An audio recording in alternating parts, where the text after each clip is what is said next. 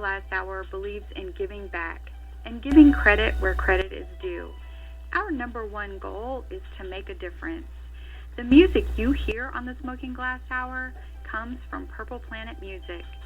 They can be found at www.purple-planet.com. Go check them out. We can be most effective when we are engaged in the political process, and there's no time like the present. One of our main goals is effective advocacy through active participation from you. Those who stand for nothing will fall for anything. Our efforts to keep you engaged and informed as to the importance of current events happening locally and abroad started 2 years ago. Our number one goal is to make a difference. We need you. Join us at the Smoking Glass Hour with Baron Glass. Catch us at www.thesmokingglasshour.com. Good evening, everyone, and welcome to the Smoking Glass Hour with Baron Glass. We are honored to have you as a guest tonight and want to thank each of you for your faithful support. Without further delay, allow me to introduce to you Mr. Baron Glass. Mr. Glass, take it away. Good afternoon. Welcome to the Smoking Glass Hour with Baron Glass on Thursday night, local, state, and federal elections.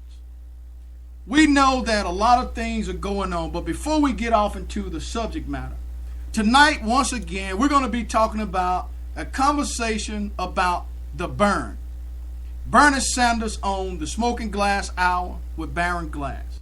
We know, again, that a lot of people are talking. A lot of people are listening. And a lot of people want to learn. So when we look at all of the knowledge, all of the things that are going on and taking place in our country, we want to make sure that we give out as much information as possible. But the information that we give out, we want to make sure that it's the right and most accurate information that you can find. So in order to provide you knowledge, we must do research. And in doing research, you can find the light at the end of the tunnel. Tonight, we are broadcasting live on Spreaker.com. That's Spreaker.com. And you can go and search for the Smoking Glass Hour. We are also broadcasting live on Blog Talk Radio. And you can call in live at 773-897-6398 and join the conversation. You can also catch us live right here now, live video, hosted by the Smoking Glass Hour with Baron Glass on Blab. And when you go there, all you have to do is tune in the live host queue, or you can come right in and join the conversation. But we know that we have a lot of people out there running for office. We have Senator Bernie Sanders. We have former Senator and former First Lady and former Secretary of State Hillary Clinton. We have Martin O'Malley. We have Donald Trump, Jeb Bush, Chris Christie, John Kasich, Marco Rubio, Ted Cruz, and a host of other individuals that are out there running for office. We know that a lot of things are going on, and we know that we have callers out there on the line, and we're going to open up the lines for those callers to talk. But I need to make sure that we at least tell you just a little bit more information about Bernie Sanders. Now, on my way this morning, driving, I had the opportunity to talk to my co-host, Pastor A.F. Riggins, soon to be Dr. Riggins, and we host Glassology 101, where we talk about everything that goes on under the sun. And I must tell you that Pastor Riggins, Dr. Riggins, soon to be, he is let me back up. He's leaning toward Secretary of State, former Hillary Clinton. But this morning he called me and we talked. He said, "Bro Glass, I need to let you know that I'm feeling the burn right now." I said, "Well, why is that, Pastor?" He said, "Because I'm seeing all of this stuff going on. I'm listening to what the guy is saying. And by the way, the nation, Christine Vanderhorn, they endorsed Bernie Sanders. So he said, I started to paying attention. And I wanted to see what the burn was about. He said, my only problem was I don't want him to end up being like John Kerry, who got the nomination, and then in the general election, he couldn't win. I said, well, Pastor, here's the deal. Barack Hussein Obama, he was an unknown. He beat an established candidate. And then he came back 4 years later and won the election again. I say, if you look at Donald Trump, non-established candidate, he has electrified individuals by entertainment. Now, we don't need entertainers in the White House. You see, entertainers are for reality shows. Entertainers are for people that want to feel good but don't want the truth. Entertainers have no place in the Oval Office. So when we look at all of these people that's running, when we look at former Secretary of State Hillary Clinton, we see that the establishment can't handle these people. And just to make sure, Dr. Riggins is in right now. I'm not going to bring him in yet, but we're going to talk live. So you got several ways that the things are going to. Yes, they said the same thing about Reagan. Okay, and here's the deal. We are going to talk about Bernie Sanders. So we know that Senator Sanders was born in Brooklyn. Okay, and he marched in Washington, D.C. in, I believe, 1963. Okay, Reagan was one of the best presidents in your generation, and 90% of the people that's out there would totally disagree with that. Reagan did what he needed to do. He served the people that he needed to serve. He did nothing for poverty. He did nothing for African Americans. The only thing he did was created Reaganomics. But we're not going to get off topic and talk about Reagan right now because we're talking about feeling the burn. You see, Bernie moved to Vermont, and he did a lot of things. I think he ran for 6 statewide offices, and he lost 4 of them, and he only won 2. He is considered the nation's only socialist member in Congress, and he tells high school students to argue with their parents and teachers, okay? And he is an ardent anti-war activist. Now, I taught my 2 daughters, the 14-year-old and the 22-year-old. You have a right to take a position, even when it's with me, your dad, your mom, or your teacher. And I'm not telling them to argue with them, but I'm telling them that they do have a point of view. Their voice needs to be heard. And when you look at what we do here at the Smoking Glass Hour, whether we agree or disagree, because we know that mainstream media's #1 goal is to distort and divide the country. And they are doing a wonderful job at distorting and dividing. But you see, we know that Senator Bernie Sanders, there are some key things that we want people to be aware of. And when you look at Bernie Sanders, we know that Bernie Sanders has always been pretty much consistent with the things he believed in. Now, we know that we have some other people that's out there that flip-flop.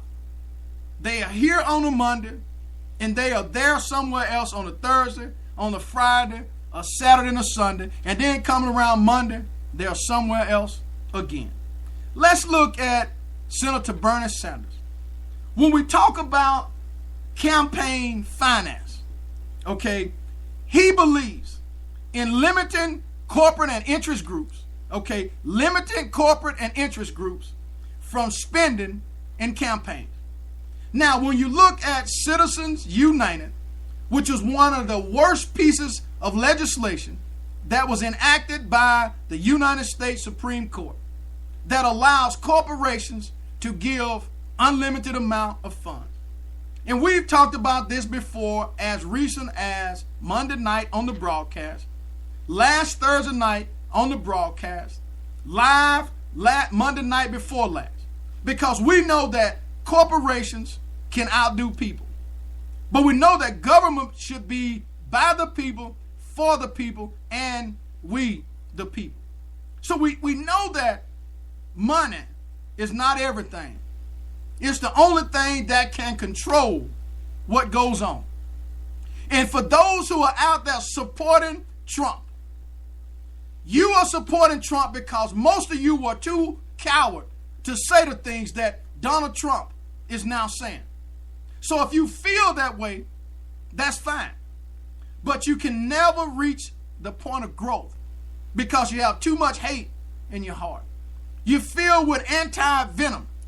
You filled with a whole lot of other things. So my position is united we stand, divided we fall.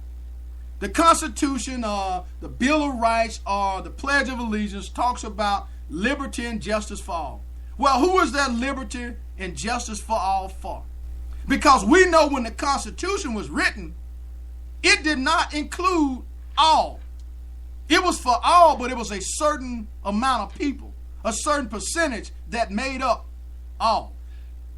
So when we look at what we're talking about Bernie Sanders, who can do a lot of things.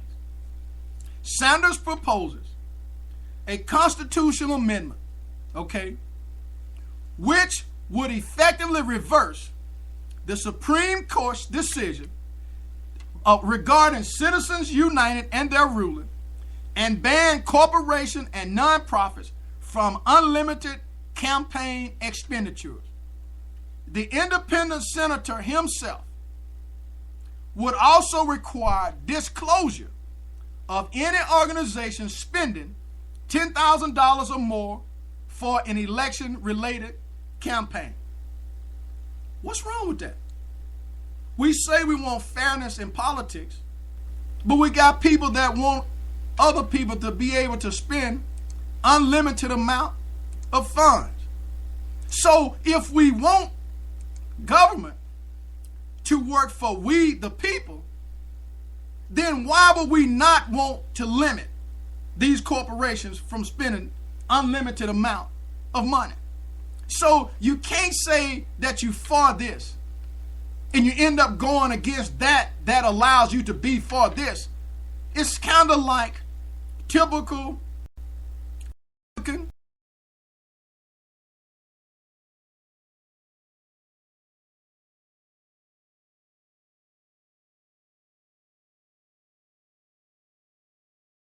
years, if not longer.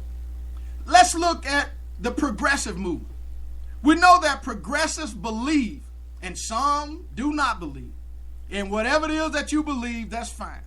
But we know that there is a certain thing, or we believe that there's a certain thing called climate change. Okay, Senator Sanders' position on that is charge companies, charge companies, for carbon emission. Now, he is considered to be a climate change hawk, and he supports the president with global warming. Sanders argues, that shifting global temperatures are a significant threat and caused by human activity. Again, some believe this is true, and some believe that it's not true. Senator Sanders himself, has sponsored a bill which would charge companies for their carbon emission and use some of that money raised from those charges to boost renewable energy technology. Sounds like a plan to me. Let's look at education. Education is a problem in this country. It is a reverse way to get in debt. We know that people have no debt when they go to college. They get a 4-year degree and they come out of college with debt. In most cases, they can find a job, but the job can't help pay for all the bills. So they go back to college to get a higher degree and at the same time put themselves in deeper debt. Sounds like a reverse plan to me. So Senator Sanders is looking at this. Okay, 2 years. Okay, 2 years of free tuition at state colleges and reform student loans. Some agree with that, some disagree with it. Sanders would provide, here we are, $18 billion, okay, to state governments to allow them to cut tuition at state colleges by 55%. And he would allow anyone paying off a student loan currently to refinance it at a lower rate. Now, what I want to do right now is, if Pastor Riggins, Dr. Riggins is out there, I want to bring Dr. Riggins in the conversation right quick. Pastor Riggins, let's have a look Glassology 101. Are you out there on the line? Good evening, Ben. How you doing? How you doing, Pastor Riggins, Dr. Riggins? Now, we know, I'm calling you doctor out of respect because you're working on that doctorate. Yep. Well, you're working on that doctorate, and the Bible that I believe says speak it into existence. So I'm going to speak it into existence if you don't mind. So, okay, brother. Let me ask you this. Dr. Riggins, Pastor Riggins, we look at established candidates like Donald Trump, a non-established candidate like Donald Trump, who speak for the evils and the negativity of this, everything that this country stands for. In my opinion, Trump stands for totally the opposite. But let's just talk like we were talking this morning about 6:30, 7:30, 8 o'clock, whatever time it was, Central Standard Time. Tell me, what is it that you have been able to see, not saying that you support Senator Sanders, but what is it that you've been able to see in Senator Sanders that is basically, or what do you think is electrifying people about him? Yes, sir. Thanks for having me on, Baron. First of all, correct me if I'm, Senator Bernie Sanders is registered as an independent, correct, I believe. But he's been caucusing with the Democrats, similar to Joe Lieberman used to do. And at first, when he started running, I liked the idea that he was drawing a big crowds. But at the same time, I was concerned that maybe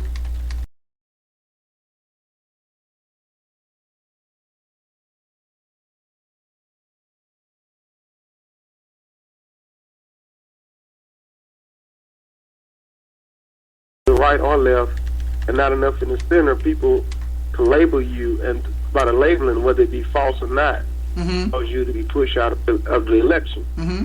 So at first I was concerned about his electability in a general election, because he talks a lot about trying to make sure we get evenly distributed income, a lot about the women's rights, fighting for the poor, and then, of course he even marched with Dr. King and things like that. So what happened is that I was kind of concerned, and then his age, to be honest, being that sometimes in America we're so image-oriented, so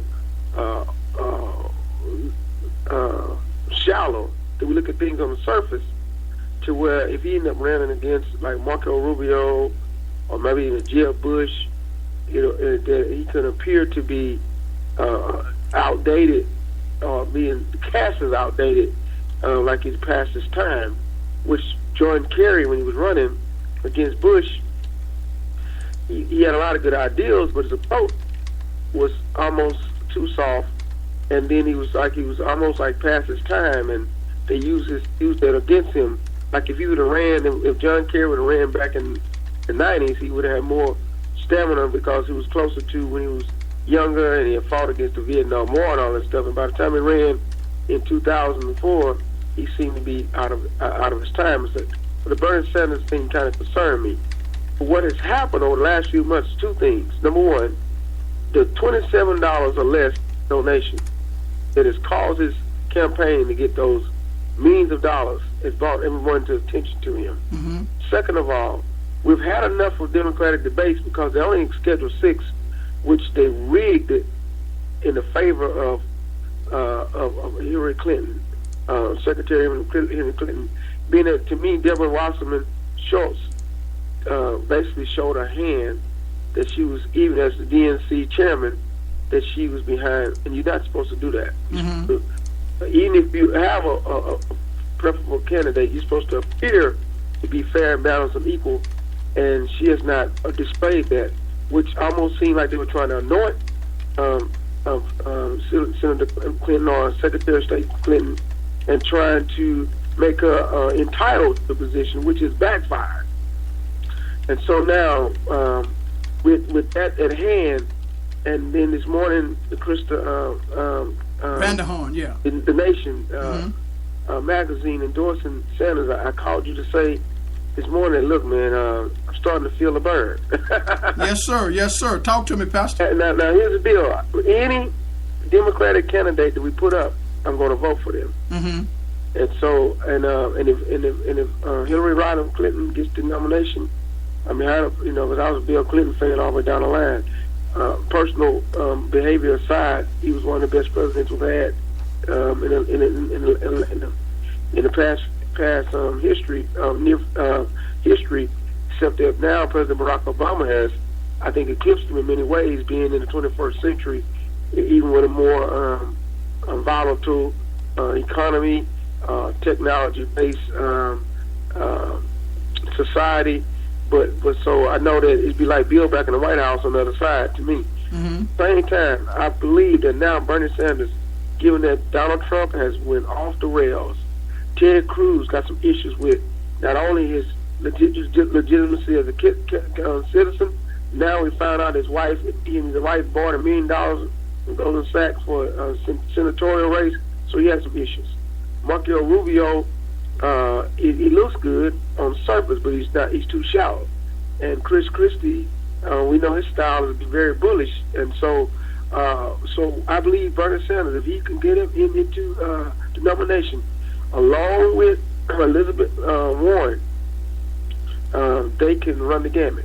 Pastor Regan. Talk about age. When you talk about age, Elizabeth Warren, if something would happen, he would get sick or whatever, God forbid he wouldn't make it, Elizabeth Warren could pick up the gauntlet and run with it, because they're both on the same page of trying to break down Wall Street, break down the big businesses. And you know the Clintons have been tied to the big business of Wall Street. Even though they're on our side of the ledger, they're still tied to it. The Sanders doesn't have anybody he's tied to, just like Donald Trump is not anyone he's tied to, but Donald Trump has his own money in his pocket. But see, Bernie Sanders not tied to anyone. He has the money of the mass. He has the grassroots money. And so I think that he has a chance to start getting some traction. If he wins Iowa and New Hampshire, when he gets down to South Carolina, after Americans, when he start looking at, we don't need to sell a plantation of farm out to Clinton. You see, that's what happened. That's what happened to Tavis Smiley. I was all for Tavis Smiley. I've been to even some of his conventions when he came to town to Houston. When he had wrote the book and all this stuff. When he got behind Hillary Clinton against Barack Obama, he and Cornel West and talking all this crazy stuff and sold the plantation out to them. I said, wait a minute, you can't sell your plantation out to somebody. So I hate to say it, put it that way, but you get to not what I'm trying to mean. What I mean by this, we can't. When if Bernie Sanders was Iowa and New Hampshire, we as African Americans need to take a second look at him and say, wait a minute, he's standing up for Black Lives Matter. He marched with Martin Luther King Jr. We are a large percentage of the poor that needs the distribution of income and wealth. So we need to look at him again, is what I'm saying tonight. So Pastor Riggins, being a history teacher, we got a chatter out there talking about, or at least insinuating how good Reagan was for whoever. Reagan was good for the 1%, in my opinion. I'm talking about bringing somebody in that's inclusive, that's bringing all people in under the tent. From your history perspective, talk to me and us that's out there listening, that's live on Blab, live on Spreaker, live on Blog Talk. Talk to us about what you know from your history background about Ronald Reagan. Okay, yes. I'll speak personally. I was in middle school and high school from 1979 and 1980 middle school, and 1982 to 1986 high school. So, Reagan was there from 1980 through 1986, or 88, rather. Reagan was a great communicator. He was an entertainer. He was a great communicator. He was a great communicator, yes, because he was being an actor, a radio broadcaster. Reagan was a great foreign affairs president. You got to give him that point for two reasons. Number one, he put the fear into the Iranians and said, if I become president, you're going to release those hostages. And see, whereas Carter was trying so hard to get the peace in Israel, which my whole thing about that, the United States built Israel, and it's not even biblical, so it's not a whole thing. So Reagan was like, okay, we know Israel's our friend, but right now we're not gonna focus on getting that peace in Israel. We're gonna focus on shutting down these Iranians. Same time, he set up Saddam Hussein to fight Iran, so he was behind that. He helped set up the situation where Russia invaded Afghanistan for Osama bin Laden and them to help take out the Russians to Afghanistan. So it's a great foreign affairs guy. He even got involved with the Iran-Contra scandal, which was illegal to do, but it came all out to our good for to sell the arms, sell the arms to the to the Contras by making some kind of underhanded deal, with the Iranians to get them to get the weapons and all this kind of stuff. And then with the Alzheimer's study in, he said, I don't recall the meeting. I don't know what happened. I don't recall the meeting. He was a great foreign affairs president. But when it comes to what happened at home, it's called trickle-down economics. And this is against what we believe from a progressive movement and what we need in our communities. In other words, the rich folk held the money at the top. And then what happened is, as the rich folk get richer, they'll give out crumbs. So below the middle class will get some of the crumbs, and those at the bottom will get trinkets of crumbs. So they say, look, we get the rich people to make more money. Then what happened is some of that stuff will have to come down to those who are below. It just gets to stay where you at. So the rich get rich and the poor really got poor is what really happened.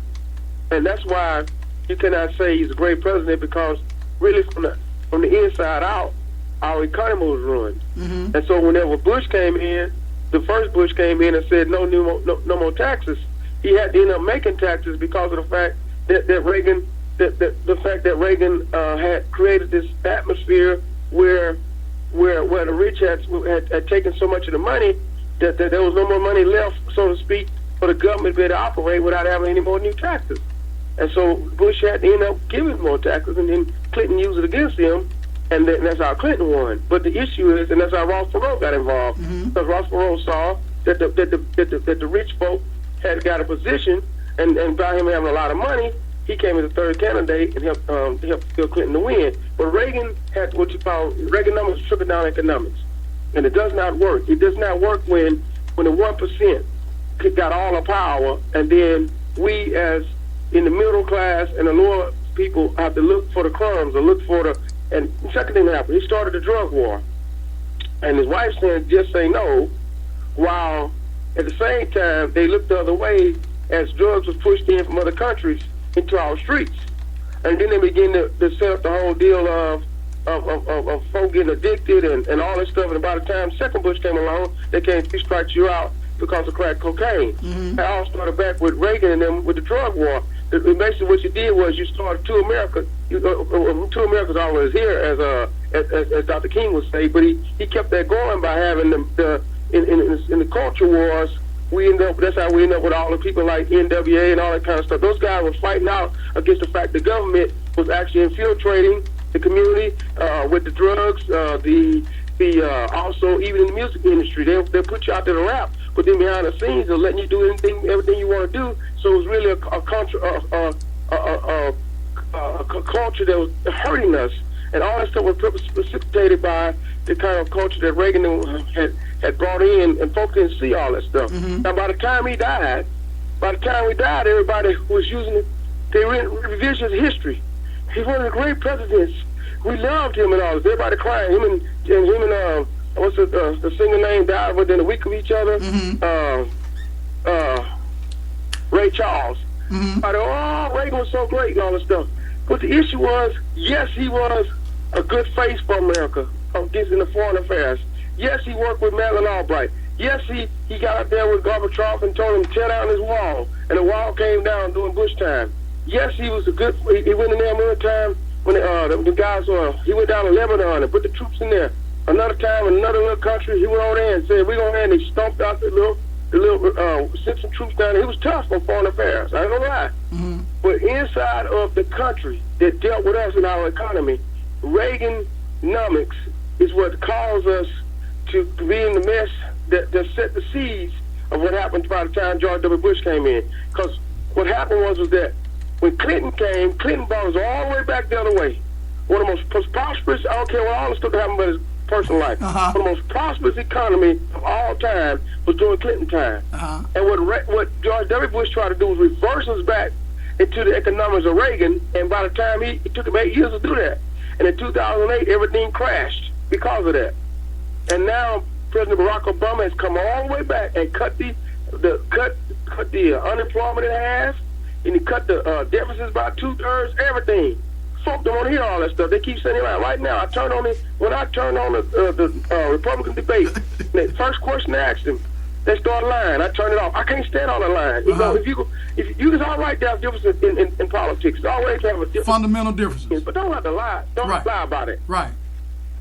And I agree with you. And that's whether you're on the left or the right. Fundamental differences is a part of politics, and that's what it's about. But when it gets to the point where you try to use a scare tactic of fear, trust, and envy, when you try to pitch the young against the old, the light against the brown, the male against the female, and all this other kind of stuff, when you look at anybody else, Pastor, opposite of Bernie or Senator Clinton, is there anybody else on the Republican side that you can even smell the mustard of voting for?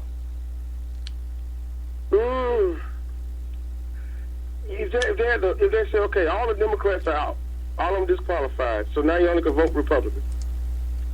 John Kasich and Jeb Bush can because Jeb Bush is not like George W. Bush, and that's why he can't get traction. Jeb Bush is not like George W. Bush. That's why he can't get traction. Right. So if you pay attention, when you look at a man's personal life, in some ways it does reflect his politics. He married an Hispanic woman. That means that, and he wants to try to find a way for some type of amnesty or inclusion, legalization of the immigrants. That just speaks for volumes of that he's compassion, that he's able to think outside the box. And the way he ran Florida, when he was given the fact that, of course, he gave his brother the presidency, but outside of that, what he did for the state of Florida he did a pretty good job to being a Republican, the Republican standards. And John Kasich, if you listen to him talk, and that's why he's able to be a Republican governor in the state of Ohio that's mostly Democrat. We think about Cleveland, Cincinnati, and all that, because the way he's talking is, wait a minute, I'm Republican by label, but I am an independent, or I'm more of a moderate, inclusive centrist by my policies. Those two guys will be close to the mustard. But like I said, in the bigger scheme of things, it's going to be a Democrat against a Republican. If Hillary Clinton win the nomination, she'll probably pick one of those Castro brothers, like Joaquin Castro out of San Antonio, or his brother, one of them.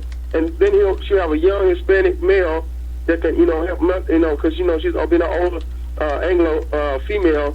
If Bernie Sanders wins, he'll probably pick Elizabeth Warren because she's right on the same side with him on a lot of stuff. And it'll be the female ticket that we're still trying to get on the Democratic side. We're trying to get a female on the ticket. At least have one in the Republicans with Sarah Palin. So that's what I believe is going to happen. Let me ask you this, Pastor. We know the other night that Nikki Haley, Republican governor from South Carolina. I'm one that has to give credit where credit is due. And I'm not here to judge whether she meant it or not. The fact is that she said it. She told her party, the Republican Party, that all of this bickering, you bear the blame, just like the other party. And rather than continue to divide and do all this other stuff, we need to go about our business of this country, which is to do the right thing and help all people. How do you feel about that with regards to the fundamentals of politics and giving credit where credit is due? Oh, man, she spoke volumes.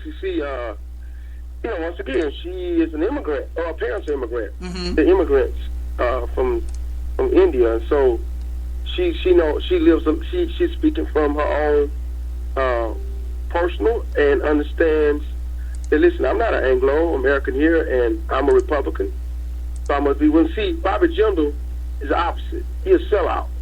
I mean, basically changed his name and everything, and then if you see something he's not, why? And because he's from India too, is why I'm making reference to him. Right. And he's him from right, and so he sold out, and then turned around and ran an election on the state of the money, on the money of the state for Louisiana, and that's another whole thing. But in comparison, Nikki Haley comes and says, "Wait a minute," because remember they had Bobby Jindal trying to speak against one of the State of the Union and made a fool out of him. And made a fool out of himself. Right. She came out and said, "Look, listen here. This basically what they did was said we got to tell Donald Trump to cool it off, all this stuff. But all the men been trying to tell him, and he jumped around back and jump on him, and then he did this whole sexist thing. He started with the Fox lady before he even got to Hillary Clinton. All that he started messing with the lady from Fox News when she was trying to interview him, in the first debate. So they said, let's put a woman out here that know how to say it, that's living it. In South Carolina, they shot the man Walter Scott in the back. They made sure that they tried to deal with that instead of trying to make it be where it's going to have all the stuff going crazy in the streets. When the nephew got killed in that church, they dealt with it, and then they went out and took down a Confederate flag. So she has some things that can prove that. Listen, what I'm talking about, I mean, that we need to be able to deal with issues only, and put away all the bickering, put away all of the race baiting, put away all of the let's get rid of the Muslims, and let's do this to the immigrants. If you're American, or if you're in America trying to work hard and trying to achieve to become something, we should be accepting of each other. We can differ on the policies, but we got to stop all this craziness. And she's speaking truth to power on that. Mm-hmm. And if she was running on a ticket from the Republican side, she would get my attention. Mm-hmm. She would get my attention. I have to give her credit, like right. Because she should be given what it's due. Yes. Let me ask you this. I often hear people, and it bothers me, and because to me now, it's sort of like I guess I don't want to say hypocrisy in a negative way, but I guess hypocrisy is only negative. When we hear people talk about government has no place, well, let's look at that. Government broke down Jim Crow laws. Government broke down segregation. Government broke down Brown versus Board of Education.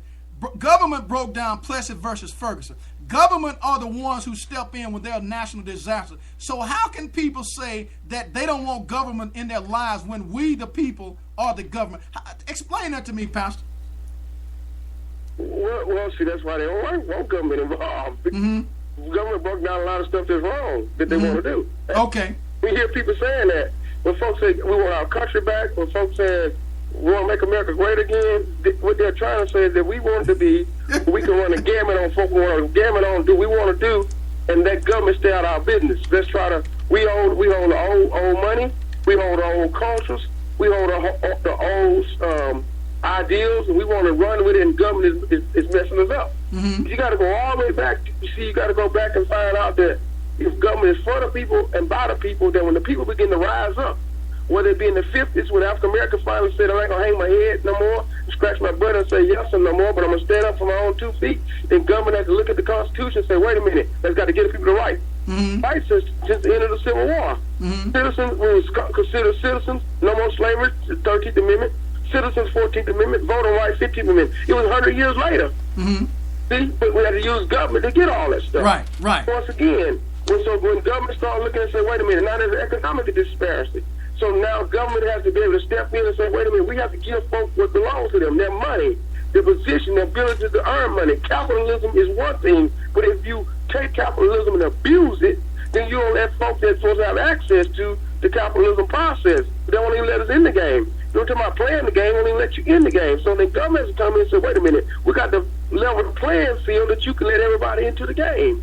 They want to hear that. So they'll say, big government, big government, big government. With interpretation, no, we don't want nobody telling us that we can keep stomping on the little man. And so we want to use businesses, we want to use all these code words, use all this type of loopholes, whatever we can, to keep the poor people down. They talk about them. Like Obama said, nobody getting food stamps haven't brought down the government.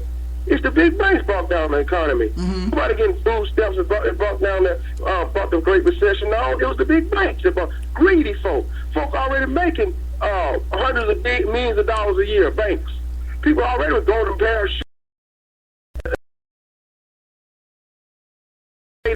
Salaries of over $1 million a year. That's what broke down the economy. While the young people on the bottom, they're struggling. I understand some folks take advantage of the system. Let them have a bunch of babies, don't want to get married and all that kind of stuff, and guys don't want to marry women and run in and out. Oh, I understand that all that going on, but in comparison, there'll be 1% of that going on, while 30% of corrupt banks will be going on, and the 1% of that money that's going that way is not tearing down the government.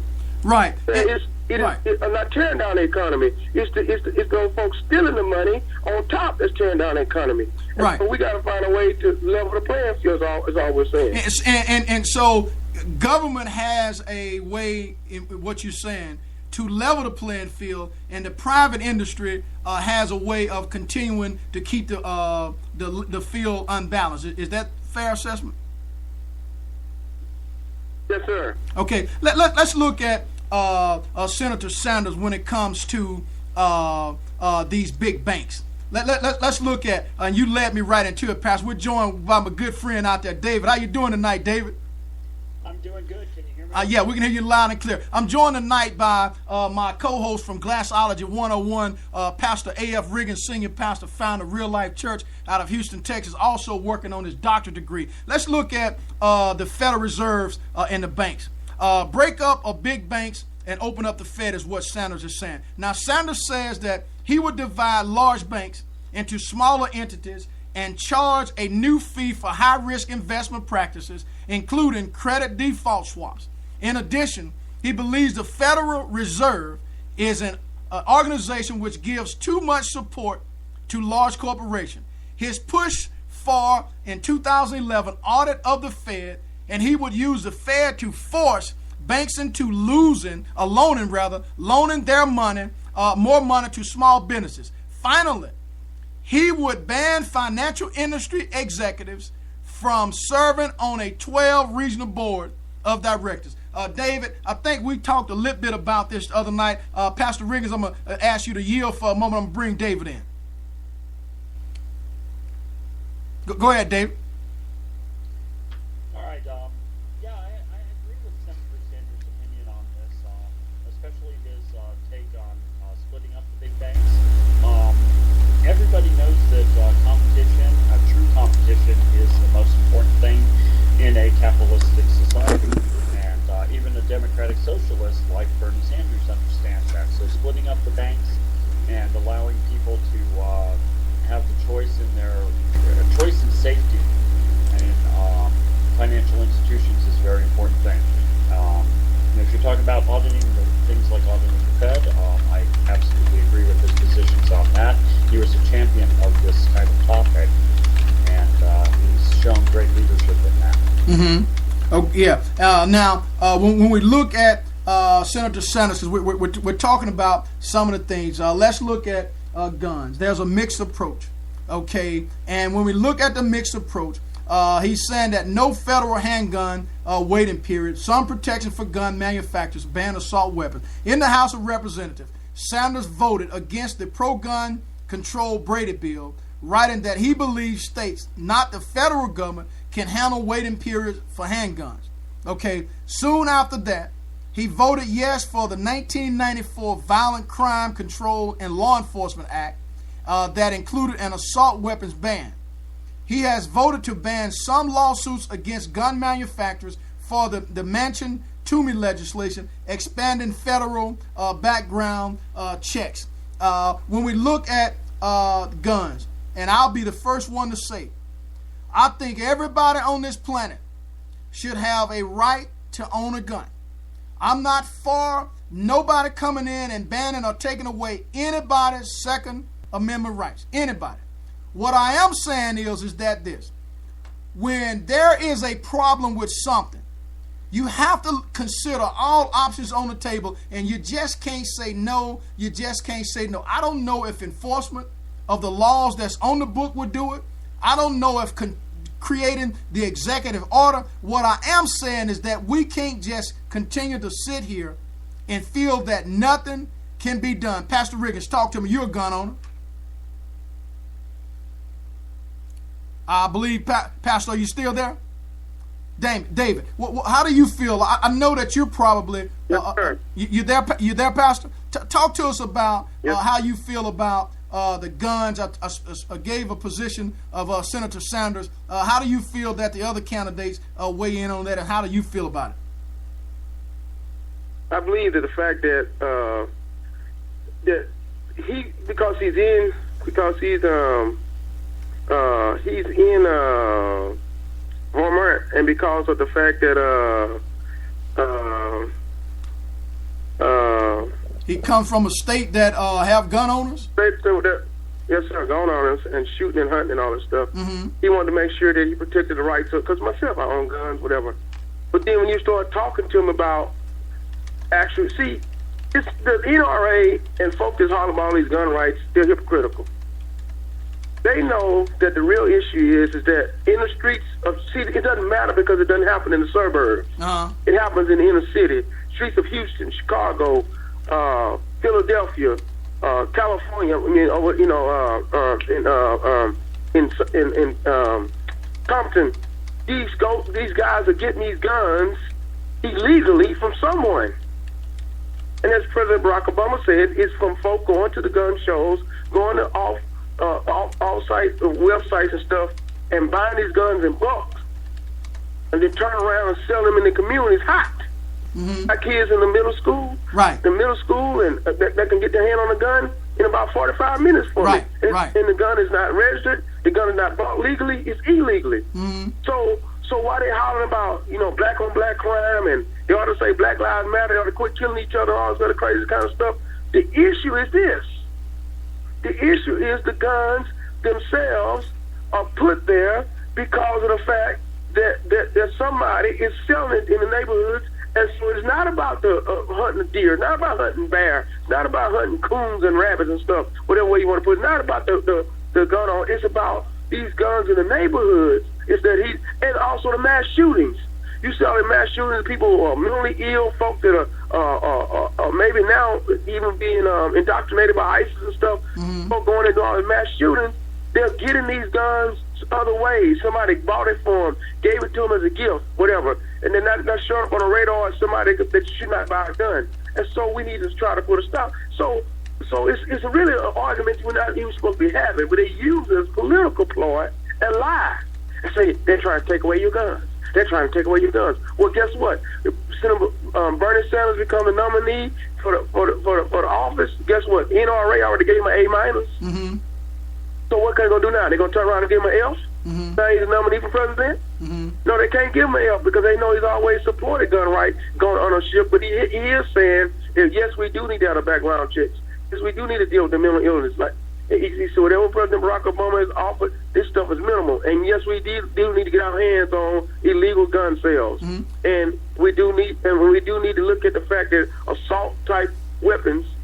Let me tell you what, if more guys would got in the trunk of the car like them guys are doing in Washington, D.C. and stuff, shooting folk and killing folk, which I don't want that to happen, but if more guys start doing that, guess what happened? They'll start saying, wait a minute, it's getting too close to home. They'll say, we got to do something about this. Mm-hmm. Not happening in the suburbs, not happening enough. It's happening down in the hood, so that's why they don't want to deal with it. Okay, David, how do you feel about Senator Sanders' position, and what's your position on the situation with the shooters and guns and things of that nature?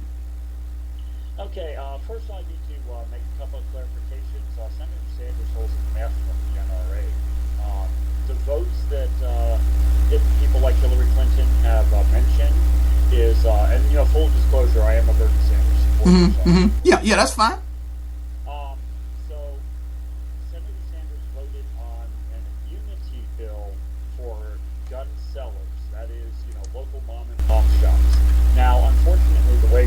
worded, it also extended it to other types of manufacturers and stuff like that. And he has since expressed an actual regret for some of he would take back that vote if he could and try to have it clarified.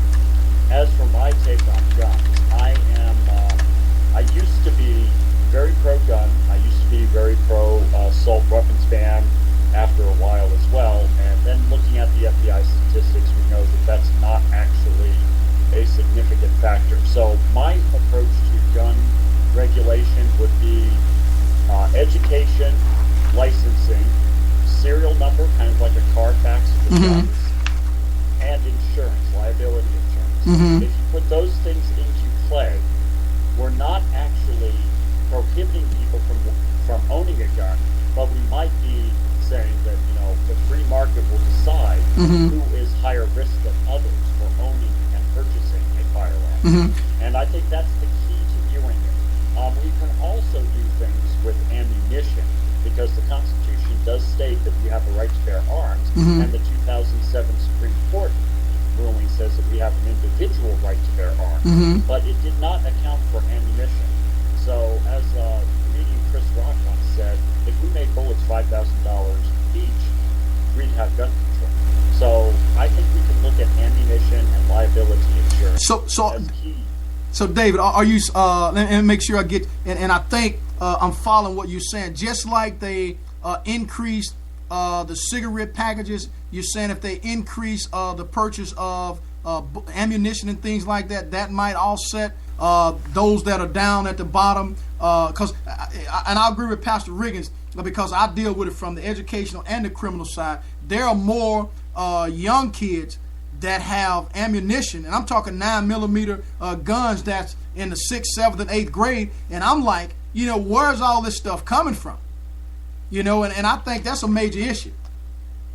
Taxation often is used to influence behavior. So we can put a bullet tax and circumvent the arguments with the Second Amendment. I mean, I know that conservatives will try to make that part of the argument, but the fact of the matter is, I don't see the word ammunition anywhere in the Constitution. And you know what, David? Pastor Riggins, if you're out there, how do you feel about it? I like this idea. I'm not sure how it can manifest. When you look at a bullet tax, are you familiar with that? And how do you think that would, at least there's an option. There are some whiners, and these whiners are providing some option. They're just not whining and providing nothing. So how do you feel about a bullet tax? Pastor Riggins, I think your voice is fading. Are you there? Yeah, okay. I got you live. Okay. Yes, I agree with the gentleman about the bullet tax, because of the fact increasing the cost of ammunition, because then what happened is, of course, people try to sell ammunition on the black market, but it'll be harder to buy the ammunition on the black market than it is to buy a gun, because you have to have so many rounds, with the guns. So eventually it will tamper down, because you can't do anything with an empty gun. You can't do anything with an empty gun. Or if you only got 2 or 3 bullets, then since you're filling it up and shooting, going in the streets, because sometimes they just be shooting crazy in the streets, whatever. Right. And they start having these games. Well, right. You got to wait a minute. I got to save my bullets. It become more of a weapon for protection and defense, whether weapon of offense. See, should your gun be carried around as a weapon of defense, or you carrying around your gun as a weapon of offense? If you're wearing around a weapon of offense, you shouldn't be owning a gun. That's what I'm thinking. Yes. Hey, David. So let me ask you this, David. When we look at campaign finance, Bernie Sanders. We look at climate change. We look at his education position. We look at the Federal Reserve banks. We know that he's specifically and emphatically, he's always gone after Wall Street. We know that he's not tied in a bed with Wall Street. We know that Wall Street has controlled a lot of things with the establishment. If we look at Sanders and Clinton, and if we look at trying to make a change within what the problems are, if Senator Sanders is not successful, and hopefully that he is, but if he's not, how do you see a former Secretary of State Clinton's presidency playing out with all of these issues that have existed even when her and her husband was in the White House. David? Well, Senator Sanders has said that electing him is not enough. It has to be a movement. Right. So that means we have to have people in Congress who espouse the values that we, the majority of Americans, and I do believe it is the majority of Americans, actually have. That will send a mandate to Senator Clinton to act accordingly. FDR, for example, we regard as quite a great president. Would you not agree? FDR was the governor of one of the most corrupt states in the Union at the time. He turned a blind eye, but once he was elected president and took office in 1933, the movement of the people that elected him forced him into the man he was. It's not the leader that determines it.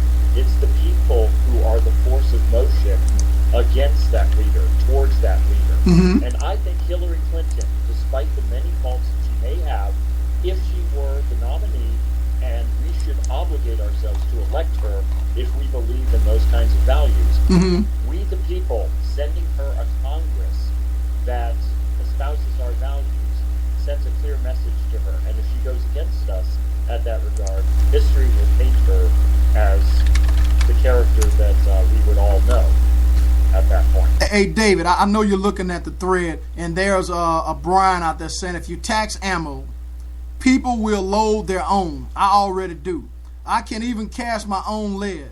It isn't going to work to tax bullets simply because it will go underground. And I said, then what?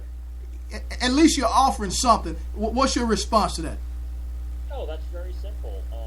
It's the same argument that we can't pass any type of gun regulation because the bad guys will break those laws.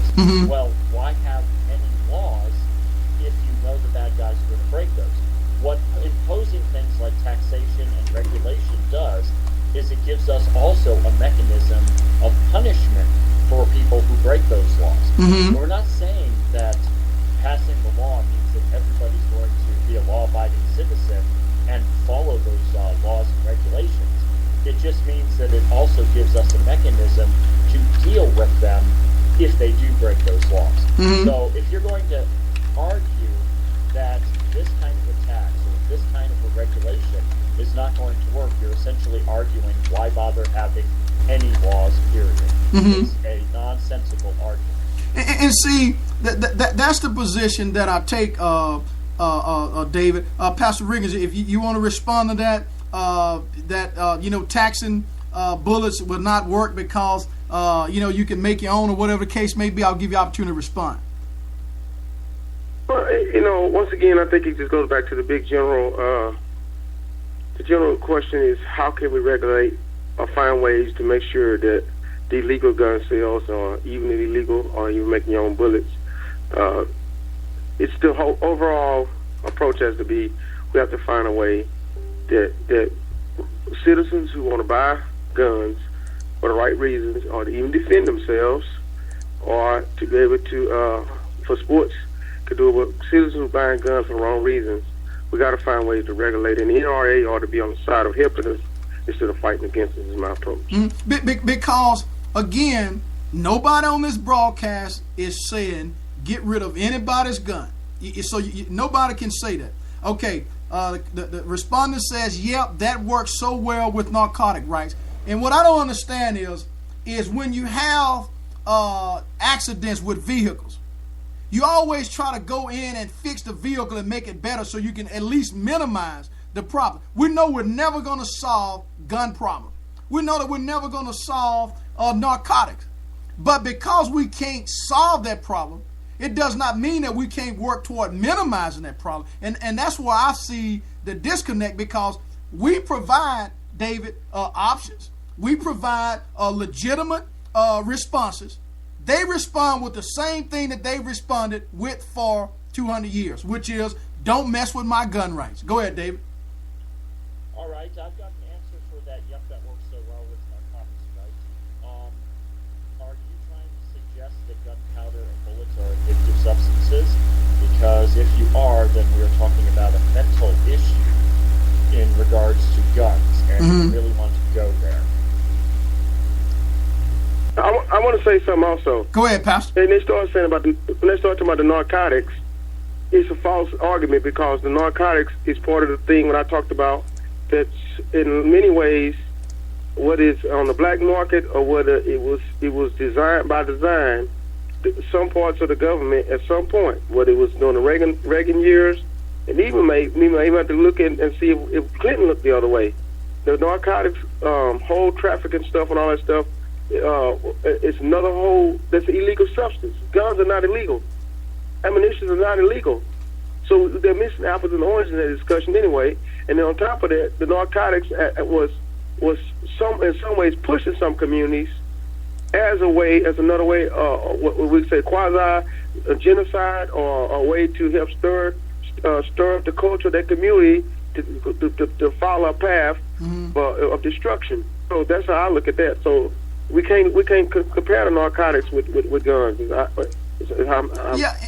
And again, Pastor David and I, we've talked about this on several previous comments and shows.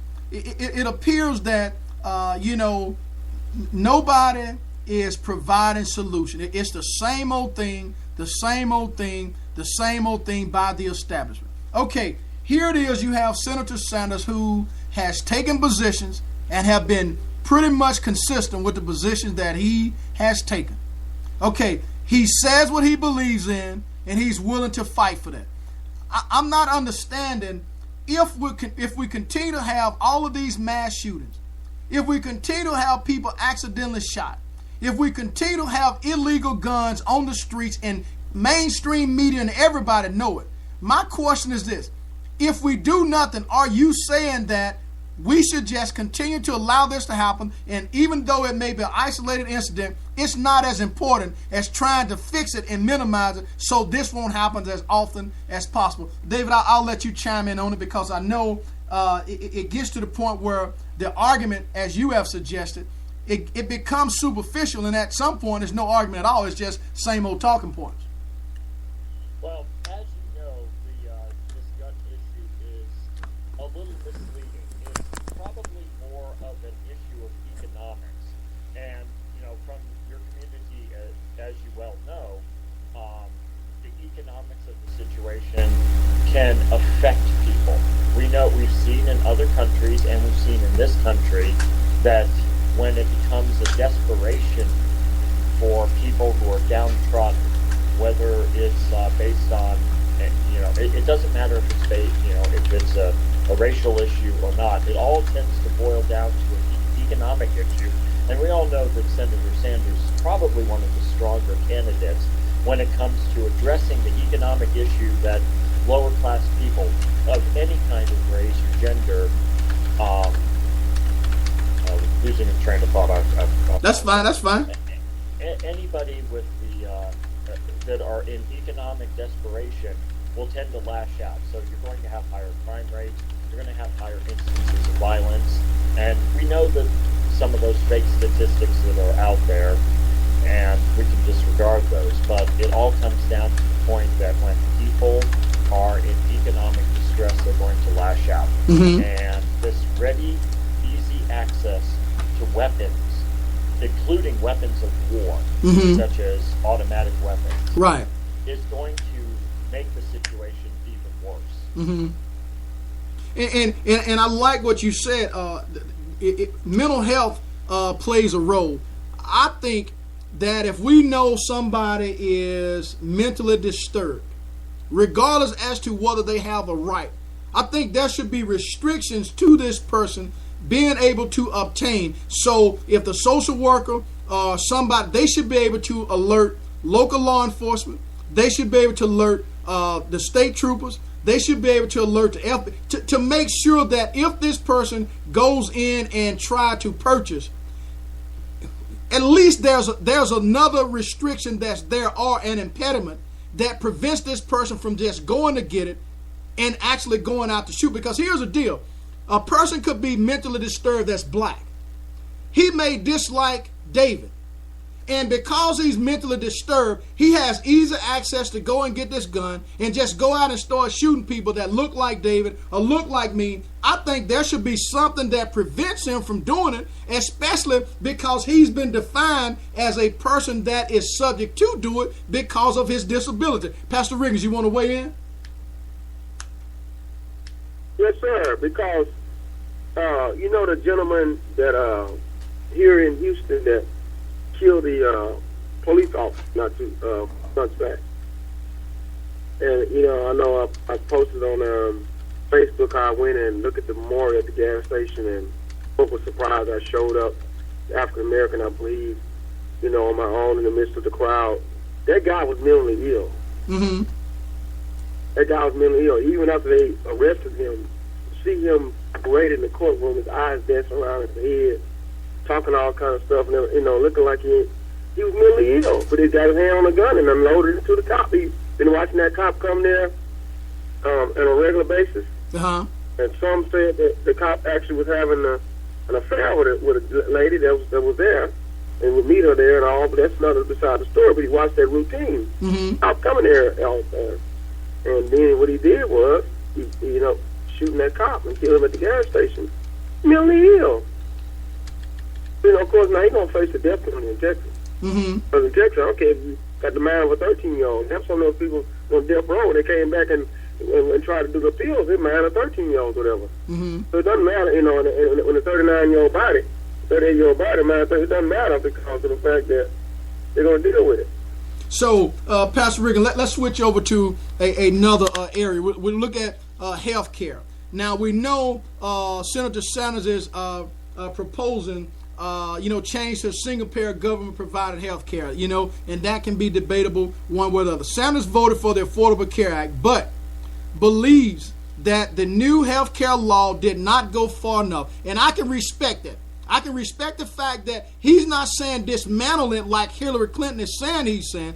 He's saying that the law is there and it needs to be fixed. It needs to be better. I can appreciate that. Now, he's saying that it espouses a single-payer system in which the federal and state government would provide health care to all Americans. Participating states would be required to set up their own single-payer system, and a national oversight board would establish an overall budget. I see that as a plan to make this better, not worse. What do you think, David?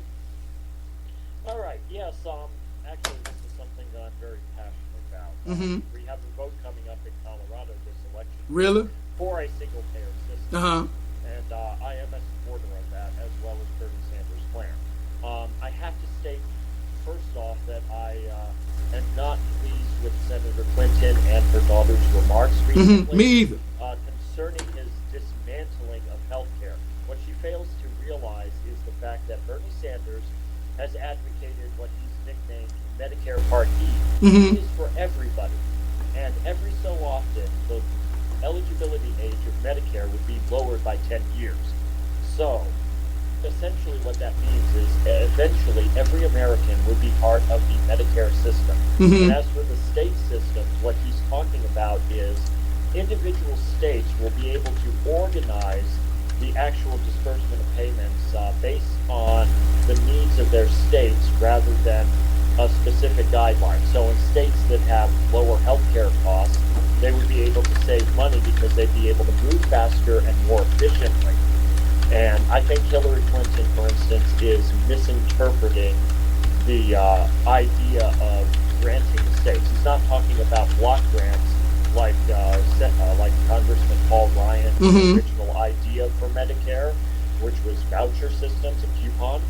He's talking about a certain budgetary level that be administered by the states to have more control and flexibility with federal oversight. So if a state has a Republican majority that's against the idea of single payer, the federal government can come in and override them if they try to undermine the system. So David, let me ask you this, then I'm going to go bring it to you, Pastor Riggin. Well, why do you think that former Secretary of State Hillary Clinton has allowed her daughter and herself to go out and mischaracterize and misquote this guy's position because we're all on the same team, supposed to be. And it appears that she, in my opinion now, this is just solely mine, that she's doing the same thing that she said about then Senator Barack Obama. It appears that she did not learn the lesson from the past, and she's doing it the same way now. And what she's doing is, if she becomes a nominee, she is antagonizing those other people from the other side that's in the same group that she's in. How do you feel about that? Very simply put, I agree with Hillary Clinton in 2008 when she said that Democrats do not attack Democrats on universal health care. Exactly. And Exactly. I think if we look at the latest polls in Iowa, I think that gives us the answer to why she's taking this tack. But I do think that whoever is advising her, my piece of advice would be to stop right now and just drop it. Either walk it back or drop it, because I think that's going to hurt her more in the general election if she gets the nomination than it's hurting Bernie Sanders right now. Mm-hmm. Okay. Pastor Riggins, you in a sense, and that's fine, so we're all entitled, are basically leaning with Hillary Clinton because you feel that she's electable, not that Bernie's not. When we talk about the mischaracterization, do you agree that that's a good strategy that she's using? How do you feel about that? It's just what it is just it is her trying to put doubts in the mind of folks and trying to act like she's the only one that's supporting President Barack Obama's Affordable Health Care Act. She's trying to mischaracterize because that's a political. She's an old political. She's used this kind of tactics all her life, so it's switch. It's kind of like bait and switch. But and see, like he doesn't support it because he wants to change it. Right. And really, what he's doing is this, because here's what happened. When President Barack Obama got his pass, he had to work a whole lot of deals out with because what was happening. They pushed up against the deadline of that Congress going to recess, and then later on in the year, he figured that when it was time for the election, he wasn't going to hold the House or the Senate anymore. Mm-hmm. So he ended up having to cut deals with the insurance companies to make it happen. Uh-huh.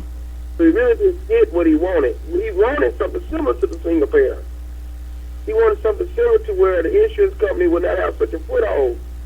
But he decided, in the compromise, dealing with Boehner and all those other guys, because they're big business, that they let the insurance companies get involved, and that's why, in a lot of ways, it's a good system in which 18 million people have been added.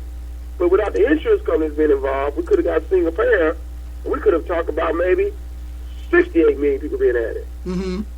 That makes sense? Yeah, and I think, and I think, Pastor, not meaning to cut you off. No, I was about to say, not meaning to cut you off. I think that's what David and I are saying.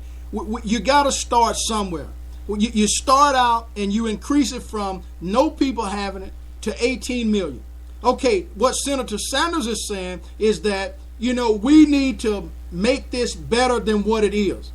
Okay, and for her to come in and mischaracterize, and you just explained one of the problems that I see is because she is used to using these same old divide and conquer tactics.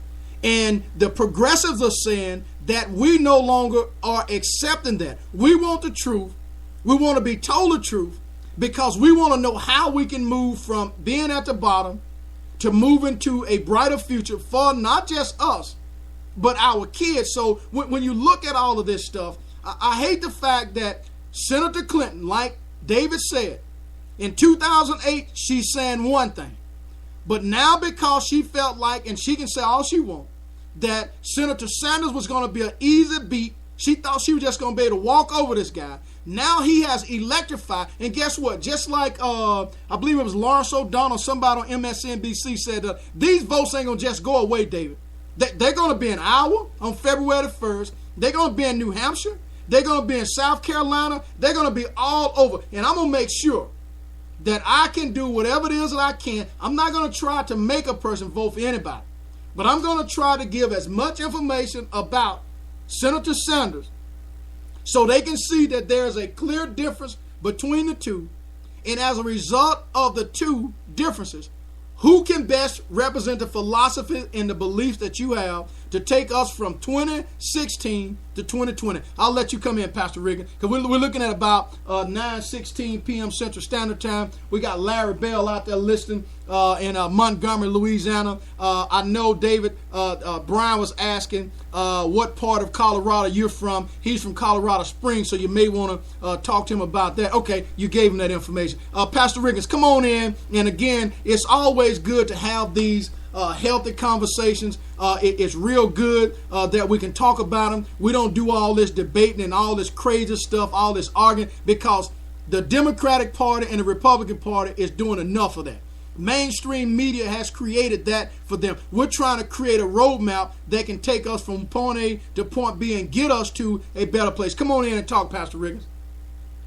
Yes, what I was hoping, as I said earlier, was that we would have had more debates on the Democratic side, and the process would have not been rigged in favor of Hillary Clinton. However, against all odds, Bernie Sanders continues to rise. And I believe that, as you said, if people are able to hear the true, clear message of both candidates, we have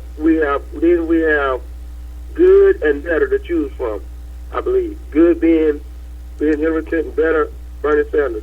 At any cost, any one of them that win, we should support them against what's on the other side. And at the same time, I believe that if Bernie Sanders is given an opportunity and he puts someone good on his ticket, he may put Elizabeth Warren, he may even put one of the Joaquin brothers himself on the Castro brothers, being Joaquin Castro brothers on his ticket. But or he may put O'Malley on his ticket. But I believe it would be best to put Elizabeth Warren, especially because they're both trying to bring down Wall Street banks, and it'll be a clear-cut decision. You'll know that either you're going for the common man, the middle class, and downtown America, or you're going to be going for big bank, big business, Wall Street America. If you have a clear-cut between Bernie Sanders and Republican nomination, especially if you get Elizabeth Warren on his ticket. Right. So, as you said, our job is to get the information out, get folks. There's a group on Facebook that used to be Democrats for Hillary Clinton, now turned into True Blue Unite. Okay. What their page is they're coming to the point we need to unite behind the candidate can best give us the opportunity to win, and no matter which one of those candidates is on our side, we need to be, as all Democrats and independents, because Bernie Sanders is an independent, get behind that person to make sure that we're not taking it to regression and back into another recession and back into what we've had in the past with the Republicans. Pastor Regan, one other question. On the show tonight. One other question, then I'm going to open the lines up because we got some callers out there, and I'm going to see if those callers want to come in. Let me ask you this. If Hillary now, and I'm a registered Democrat, I am an elected Democrat for the past 23 years, so I am rooted in the party, but I am not obligated to the party. Okay, so my question is this: if Hillary is continuously antagonizing those progressives who are in the party or within the party, how can that play out when she is 100% mischaracterizing and doing all this negative, dirty stuff? How do you see this playing out with regards to people voting for her, should she be the nominee that were once Bernie Sanders? Because you see Planned Parenthood is going through hell right now. They have lost funding and things of that nature. People feel that they should have not taken a position. Look at Debbie Wasserman Schultz of the Democratic National Committee. She is, people are wanting her to be ousted. So let's talk about that for a moment. Then I'm open the lines and let some callers come in out there. What would would happen is if she was still going as the nomination, which means that she would have got enough support to be able to still go forward. Then at the convention, there will be some planks in the platform that Bernie Sanders have fought for, based on the fact that he would have got enough of position that they'd have to include some of his planks on our platform, so that would satisfy the voters for Bernie Sanders. And then, as my dad would say, then we have to now vote for the lesser of two evils. And so what the concern would be about is getting the people out, the mobility. Can we get folk out to the polls, or will they just stay home? One thing would happen is the closer we get to the election, and folks see that she pick up some of these planks and platforms, and then if the women of America would say, wait a minute, we have the opportunity to have the first woman president, they probably would still swing it her way. So she had that's what she always had in the bag. It's just she's overused that card, and then when she sees that she's losing, she resorts to the whole politics, because they built their lives on politics. On Bill Clinton, a lot of stuff she's overlooked in this person's life is the fact that, okay, she, for the good of the politics, if they're gonna go down the road together in politics, then she'll eat up all the bad stuff he's doing to her personally. If the end result, they give what they want politically. She knows how to play that game. Okay. So that's all she's doing, is playing the hardball politics. Okay, Pastor, you know how we do it. I'm going to let you come back in and announce your broadcast that comes on a Blog Talk Radio. You're listening to the Smoking Glass Hour with Baron Glass. Tonight we're talking a conversation about the Bern-Bernie Sanders. We have callers out there on the line. Is there any caller that like to engage in a conversation with Dr. Riggins and David Lamont out of Colorado? You may do so at this time. The lines are open. Go ahead. Any caller? You know I do. Okay, go ahead, caller. This is Irene Burns. And San Antonio, Texas. You religiously? Yes, I love you and I love your show. I love how there's Republicans, conservatives, and Democrats out there. I'm actually registered as a Democrat. I campaign for them. I canvass for them, walk for them. I did it with blisters in 2014. I'm in Texas, and I heard there's one or two callers in Houston, correct? Yes, Pastor Riggins, I'm going to let you come in and introduce yourself to Irene. She is from San Antonio, Texas. Pastor Riggins, go ahead. You're in Houston, sir? Yes, I'm in Houston, Texas, yes. Wow, and you know what? I just have to say, I would have loved for you to have been my daughter's history teacher. He was a conservative, but he didn't whitewash history. And last semester, he actually said, I'm going to take one of these textbooks, because, you know, they replaced all the textbooks. Right, yes, I know, I have some. They took it from him. They wouldn't even let him keep it. Can you believe that? Yes. But so you guys know the political climate in Texas. I doubt we're ever going to go blue, and I'll just say that really honestly, Bern. But I fight, and I'm working right now with Iowa. What I am seeing with the Bernie campaign is a lot of energy, tons, and unfortunately, half of my day just seems to be dealing with Trump trolls. Or what you call them, Trump monsters. They're racist, they're mean, it's ugly, it's horrible. And I know I don't have a lot of time, and I actually have a really, really sore rib, so if I sound horrible, I'm sorry. My mom's wheelchair attacked me today. But just going back on a couple of things, I will say just my personal background. I immigrated here from Japan with my family. My dad was a World War II veteran, but at the time it took 3 years for my parents to get married because the military did not want interracial marriages. Okay, so when we first got here, we had already been in Japan forever. We freaked. We were like, oh my goodness, there's like lights, there's a supermarket. We were like blown away. And at the time when I was young, I looked very Japanese. Of course, I don't. Now my hair is brown. It turned brown. But I felt like when I was young, I know what it's like to be oppressed. and to be bullied. And my mom used to tell me, ignore, don't listen. And because she had to learn English. But that was really hard. But, you know, the only people that really helped me, and the only people that were ever kind to my mother were African Americans when we were in Louisiana. And let me tell you the reason why. Most of us Isn't that amazing? Yeah, let me tell you, and from my opinion, from the way I was taught, Irene, we know what it's like to be stepped on. And if you are a believer or trying to do the right thing in life, it's basically, and Pastor Riggins can come in on this from a biblical standpoint, it's hypocritical for me to go out and do the same thing to somebody else just because it was done to me. What David and I and the rest of us that have been on here talking about, we're talking about uniting. We're talking about finding common goals and common interests. We're talking about working together for a brighter future. Because if you don't have kids, you probably have grandkids. If you don't have grandkids, you know somebody that's got kids or grandkids. Yeah. And our goal, my goal, is to make a difference. Now, Pastor Riggins, she said that she don't think that. Well, let me before I go into. Do we have another caller that's out there that would like to come in and talk in the conversation? A conversation about Bern-Bernie Sanders. Go ahead, if you may do so. Another caller.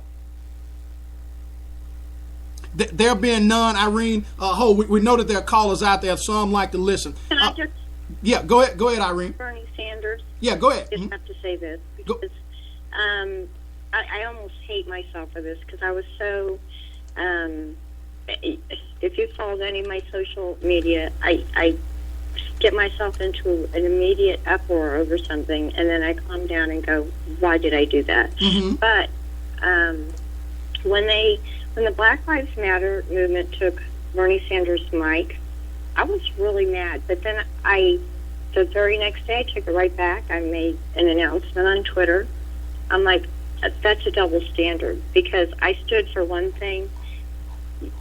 You can't have it both ways. You can't give up one thing for the other. Him giving up the mic, though, to me, made me more proud. I was more upset with the supporters, I guess you could say.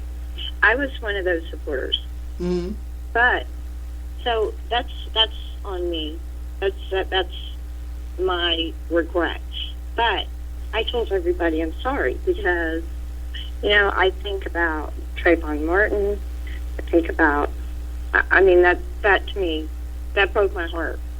That broke my heart, and I agree with Bernie. He pointed it out. It's been going on for years, for centuries.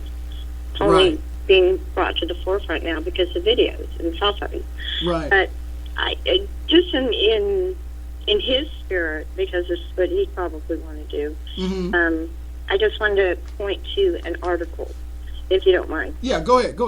And she's actually a co-founder with the Black Lives Matter movement. Mm-hmm. I follow them heavily. I am hopefully going to be able to drag my mom out to the Martin Luther King, because in San Antonio it's really, really huge. It's huge here. My mentor, my social work teacher, Louise Williams, and may she rest in peace,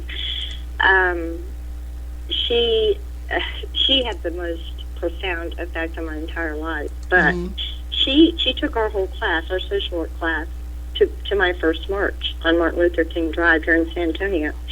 And just in this spirit, because this is what Bernie believes in as well. This is what he talks about in terms of uniting. But it's a blogger, and she's actually a co-founder of the Black Rights Movement Matter movement in Magic City chapter, and her name is Kara. If you guys want to look her up, Kara McClure. And I just, if you don't mind, if I could just read a couple of things about her. No. Yeah, go ahead. We're looking at about 9:30 p.m. Central Standard Time. We just extended the show for another additional 30 minutes, so we can continue the conversation. She was just saying regarding Martin Luther King, a letter that he wrote while he was in jail. Because I've read this article probably 6 times today, because it makes me cry, but it makes me more hopeful. Nation. And that's with Republicans and liberals. Because remember, in 2012, when Mitt Romney said have-nots, there was an outrage and an outcry about that. But now it's okay to say that. Why? Why is it okay? What happened to the soul of this nation? But Martin Luther King wrote in jail to the moderate whites. He wrote, shallow, and this is in her blog, in his quote, shallow understanding from people of goodwill is more frustrating than absolute misunderstanding from people of ill will, in respectively the KKK, the white supremacists. Furthermore, lukewarm acceptance is much more bewildering than outright rejection. What she was pointing out in this article is that in terms of just the contrast between the two Democrats, there's actually three. And, Martin O'Malley, he does the talk, but there's a couple of problems in his own sitting and state. Otherwise, I'd support him, but I guess I wouldn't, because I'm more of a socialist than Bernie is. Bernie's a Democratic socialist, but that understanding right there, what it addresses is the fact that right now, what we have is the same thing that they had in the 50s that has never really been addressed. And I know, sir, doctor, you're a history teacher. Going back in that time, it does still exist. He was referring to the changes in police brutality, socioeconomic inequality, unequal educational opportunities, and high rates of incarceration. That's why he wanted to start the Poor People's March. Bernie is picking up where he wants to finish what Martin Luther King started. That's I guess what guides me. That's what's always guided me through my career. It's kind of helped me on days when I just wanted to walk out from the bureaucratic red tape in helping people. But that right there is like the fabric, I think, of our community. We've never gotten over that, and until we actually get over that, we're not really a united nation. Right. We're not the American exceptionalism that they're trying to push right now. But Irene, I'll tell you, that's why you have people like David, you have people like Sunman who just joined us from the other night, you have people like yourself, you have people like Pastor Riggins, you have people that are tuning in and listening, because none of us here are going to tolerate any of that other stuff that creates a divide deeper than what it is. Now, we all going to fundamentally disagree, and that's fine, and that's respected, and that's we expect that to happen. But when it gets off into all of that other stuff, I think that's when people lose. If you look at mainstream media tonight, you're going to see every political pundit that really don't know A from B having the same talking points that they had 4 years ago, 8 years ago. Here we are sitting here talking about things that really matter to real people in real communities that have real life issues. Okay, we know that health care, we know that campaign finance, education, all those things. I'm going to bring Sunman in because we're looking at about 26 minutes. I want to be able to let him join in, because anybody that comes on the broadcast, we try to make sure that their voice is heard. Sunman, come on in. Thank you so much for that. I appreciate it very much. Hello, everybody. It's good to be here tonight. I'm sorry I came in so late in the broadcast. That's okay. I had a whole lot of things I was doing. That's okay. That's okay. Go ahead. Talk to us. We're just generally talking tonight. Go ahead. Absolutely. So, for the fact of the matter that Bernie Sanders, as a Democratic candidate, is, I think, to be the best candidate for the Democratic Party for actually having a little bit more basis in the actual freedom and the freedom ideas. Now, that being said, of course, I don't agree with Bernie Sanders. I don't agree with the Democratic Party, but of course, I don't agree with the Republican Party either. I'm more of a political moderate in the middle.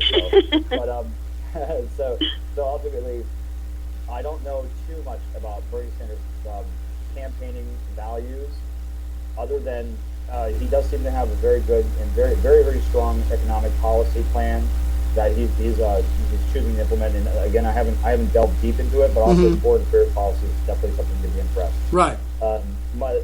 Much more than I think Hillary. But so that's it on Bernie Sanders. But the whole entire that's my complete understanding of Bernie Sanders. But what I'd like to say is absolutely, I completely agree with you. I completely agree with you, like, wholeheartedly. So we are definitely from all different walks of life, and we most certainly have different philosophies, even political views. But the main point is that we, as a people, need to stop pointing fingers and saying, this person's still doing this, or that person's still doing this, or this person's getting this. That's got to end. That's how people get elected, great. Right. But that's not how people improve this country. That's not how we're going to move forward. I totally agree. And so, the Black Lives Matter movement, which is great. White Lives Matter movement is also great by their own standards. Talking about calling an idea to everybody's life. So one person saying that one's cheapening the other, that's okay. That's just another circular argument. Lives matter. Forget about the color. And the American people's lives matter, and the American people's lives matter. And their pursuit of happiness matters. And these are the issues that hit home on a daily basis and should be talked about, just like you were saying. So, we come from different areas, we come from different ideals. But you know what we can agree on? I want to live a great life, and I want to give this country over to my children, my children's children, better than when I received it. And can anybody else say any different? Because if they can't... No, I totally agree with you. And so there's enough bickering. All right. We don't see eye to eye. That's absolutely correct. It's about what we're handing over to our kids and our grandkids, the future. Right. Yeah, David, I see you up there. You want to come in, David? David. Oh yeah. I love David. David's awesome. Go ahead, David. Go ahead. First off, I want to mention to Irene, please do not feel like you're a minority. Right. No matter where. Do not what? Do not feel like you're a minority, Irene. Yeah. If you are the furthest right person in the state of Massachusetts or the furthest left person in Texas, all it takes is a band of people gathering together to force political change. Right. So never ever Right. yourself an underdog. And but here's the thing. Go ahead, Irene. It's really weird. My hair turned brown. I can make myself look white. My daughter is a quarter Japanese. She's got blonde hair and blue eyes. She's got white privilege. Believe me, I can tell you just as a fact, because her fiance is an anchor baby. That's why I'm so big on immigration and the hardships that he has had to go through, and having his family torn apart, and how very sad it is. I mean, it's extremely heartbreaking to tear up a family. It's horrible. But she has white privilege written all over her. She has better treatment than I do, and I can make myself look really white. Makeup, do my hair, curl it, etc. I'm white. You'd never know I was Japanese. I swear to God. And I'm treated differently. I'll be real honest with you. I'm treated very differently. But the second they know I'm Japanese, then they're like, oh, well, okay. Like, for some reason, I'm not white anymore. I'm yellow. But just going back on the Black Lives Matter movement, there was a poor man, and I was behind him, and his car died right down the road from my house. We were leaving the same supermarket. I helped him push his car, and he said, thank you. And he says, my girlfriend's car, I'm trying to fix it, and my truck's parked down the road, and I'll walk. And this is in the summer, and it gets really, really horribly, like, disgustingly hot here in San Antonio, humid. And I told him, no, I'll give you a ride. He goes, what? I'm like, because I was going to tell him, look, I'm not white. I don't know. Because he was a black kid. I call him a kid. He was a man, but I'm older. So he got in, and he's driving, and he looked really confused, and I felt really bad. I said, don't feel uncomfortable, please. I said, you know what? I've been a victim of violence 8 different times in my life, including 2 kidnappings. Never once was it a black man. Well, and Irene, see, and you're the last person in the world I'm worried about. I hide behind you before I hide behind a white person. Right, Irene. And going back on the guns, the problem I have with guns is, I can't use it myself, is I am all for the Second Amendment rights, but it's highly, highly unfair and blatantly obvious that it's okay for a white person to have a gun. We're in open carry Texas, but it's not okay for a black person or a brown person. Well, and the problem is that the Second Amendment gives all people the right to have a firearm, and we are 100% for that. And I go back to what you were saying earlier. That's the problem. The very moment we start, but it should be for everybody, not just for a white person. Which brings me to the position that I take. If we had liberty and justice for all the way that it should be, then nobody would feel lesser or greater than. We all would be on the same playing field. But see, when you have Wall Street in the establishment and everybody else dictating what the definition of this, what the definition of that is, like David just told you, you should never feel less than. And he's a Caucasian. He's Anglo-Saxon. He's telling you. So we know that there are people that's from the establishment that's supposed to have white privilege. They don't believe in all that stuff. They believe that for each individual person, they should have their own right to do whatever it is that they choose to do, and I should leave them alone and stay out of their business. Okay, now, I believe that David should have the same privilege and right that I have. I don't think because I'm black and black people went through slavery that I should just all of a sudden be given something just because I'm black. I believe that the same way that David and Lamont and anybody else that's out there, that when they go for a job, I should be judged based on my capabilities and my qualifications to do the job. I do not want David or anybody to give me something just because they feel that I am lesser than them when I'm not less or greater. I am the same individual person that they are. Now, I advocate for that for everybody, and that's why I'm saying we all have to take a position, and we cannot be afraid. And when we get enough of us banding together and pushing toward the best candidate that best identifies all of our philosophy, even with the disagreement, then we can start changing. But we already know that Donald Trump and some of the other guys are still preaching the same mentality that existed, that divided us from day one. We cannot continue to be divided. I'm going to bring it to you, son, because I see you. I know you got some going in your brain. Then I'll take it to David. I'm not sure if Pastor Riggins is still out there, but we'll bring him back in. Go ahead, son.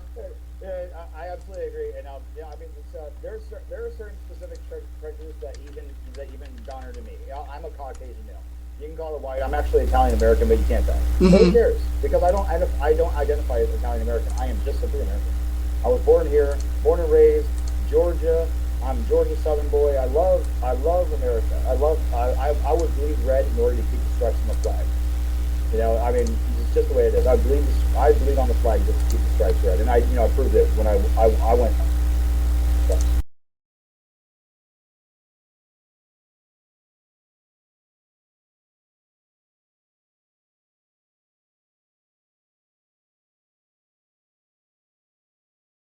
Absolutely love this country. This is a country of freedom. This is a country of opportunity, no matter who you are. And anybody who tries to step on that freedom or that opportunity needs to be removed. And I'm not saying removed, but you know, it's what I'm saying is that I will not validate somebody who sees another person as a lesser being just simply because of their colors or because of their religions or whatever differences they perceive. Mm-hmm. I don't care. Right. Because the American spirit is freedom. Good. That's the it doesn't have a color. It does not have a creed. It does not have a religion. It just simply is people who come together in the wanting of freedom. That's America. Right. That's why we have cultures, multi-cultures, and that's what makes it beautiful. Mm-hmm. We have so many cultures, ridiculous. Right. Hey, David, if you don't mind, Pastor Riggins just messaged me. He want to come in right quick. I'm going to bring him in, and then I'll bring you back. Pastor Riggins, are you out there? You ready to come in? Yes, sir. Go ahead. Sorry about that. About 15 minutes. That's okay, brother. I'm glad to have it's a great discussion we're having tonight, though. And I wanted to say that here in Texas, Ms. Irene brings out a lot of good points, because the fact is she's in San Antonio, I'm in Houston.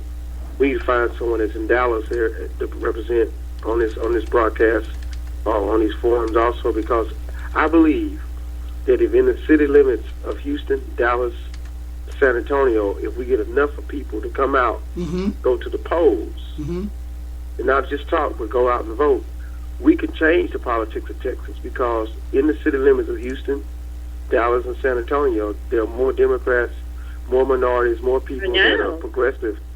But we let the suburbs speak for us, and then at the gerrymandering, see what happens is on the state level, we let on the state level, we let the suburbs go and represent us in Austin. And then when they get down to Austin, the Republican-led legislatures do the gerrymandering, which then cuts us out on the national level. And then we feel like that we don't have a voice, when all we need to do is overpower the legislature in Austin first by flooding it with Democrats, and then we can stop the gerrymandering, and then we'll be able to catch a foothold on the national level. So a lot of the issues she's talking about is true, that's going on in Texas, and you have a lot of people that are progressive, a lot of people that have the beliefs that we have, but we're not represented per se, because we're in the city limits. We're not going out to vote enough to change the content of who's down in Austin. That's true. So I'm looking forward to having this discussion. I know you wanted me to talk about the fact that I'm on Blog Talk Radio on. Yeah, tell them about your broadcasting and program, Pastor. Yes, sir. Right. On every Sunday night, 8:00 p.m. I'm on Blog Talk USA. There's another platform that I'm on, and we have a Wrap It Up Live discussion just like this, similar to this. And you call in 347-855-8118 every Sunday night, 8:00 p.m. We try to make Sunday morning reach Monday morning, where we talk about these type of issues, letting people know that just because I'm a pastor, just because we may have a spiritual foundation, doesn't mean we have to be religious. We can also be able to look at the issues like this and discuss it, like we're discussing tonight. Matter of fact, Mr. Glass is the creator of this show. I'm just carrying it on now, as I've always been the host of the show. But 347-855-8118 every Sunday night. Okay, Blog Talk. Sir, if you don't mind, can you repeat that one more time? I actually want to cut in. I want to listen to your show. 347-855-8118 every Sunday night at 8:00 p.m. Central Standard Time. And it's called Wrap It Up Live by Stay Up Riggins. And if you're on Facebook, you look for AF Riggins or Aquila Fernell Riggins, and then you can be able to be linked in and know how to follow when we're coming on. Also, on Wednesday nights, Bible study, 6:30 to 7:30 p.m. at the same number, which we actually have a real Bible study. It's all biblically based, but to have a conversation like this is another opportunity. I'm always glad to come on with Baron Glass, though, Glassology 101, and talk about it. But dealing with issues in Texas, I believe he deals with issues in Louisiana and nationwide, and we're glad. So now my show on Sunday nights, we deal with the issues in Texas, and then we go nationwide, which I think you will be a great contributor to that show if you would come in and talk with us. And Baron, I thank you for the opportunity to be able to share my Yes, sir. Anytime, Pastor. You know we got double dose going on. I'm gonna bring David in. We're looking at 9:49. What I'm gonna do is, Pastor, if you got any closing comments you want to make, I'm gonna go ahead and start now, and then I'm gonna take it to David and let him talk. And by that time, we should be ready to close out the segment, because we don't want to keep people up too late. I know some want to go and watch and see what the Republican pundits, the Democratic, and all this other stuff that I get tired of seeing every night. The same people preaching the same thing and the same hate that's getting us nowhere. Go ahead on, Pastor. We're going to let you give you a closing statement if you're ready to do so. Yes, sir. Well, thank you once again, Mr. Glass, for having me on. Thank you for all the callers involved. Thank you, David, for your input. For was it Son? I can't. Yes, Son, man, huh? Yes, and also Miss Irene and for the listeners, they're the reason why we're having the show. The listeners, though they might not even speak up, they're taking what we're talking about and then they're going to act on it. And so our words become action, and our action causes us to make a change. And I believe that we're part of that change. And I think Bernie Sanders represents that change. And like I said, if Hillary Clinton gets the nomination, I will, because I'm not. That's the less of two evils when we talk about Republican Party. But I'm feeling the burn. Okay, hey, and Pastor, you know what? You make me feel good, because when we first talked about it, I said, oh, Pastor, I can't back him in that corner. He already got Hillary on his mind. Let me back off. But when we talked this morning, I was very thankful. And all jokes aside, you know I love you. I wish you the very best. I'm going to continue to call you doctor until you walk across that stage and receive that doctoral degree. So you are now Dr. Pastor, whatever you choose to call you, my friend. And we're going to continue to co-host Glassology 101. We're going to bring up a show. I'm not sure if we have anything scheduled for next Thursday night, so check your schedule. You, myself, and David, we're going to bring some more issues. We'll get with each other and see what we can come up with to create even a greater topic for everybody. So thanks for calling in, Pastor. David, I'm going to give it to you now. Thank you very much. It's a pleasure, as always, to be on there. I thank the pastor himself. I found his comments very enlightening and very welcome. I do my own YouTube show as well at Screams from the Center, just to let you know that. And yeah, David, if you can, yeah, post it on the side as well. What you say, Irene? Screams from, I'm putting on my memos, Screams for Adventure. Screams from the Center. Screams from the Center. Yes. Oh, okay. Yeah. Screams from the Center. Yeah, and what we'll do, Irene, we'll tweet it out, and we'll tag you in it like we always do.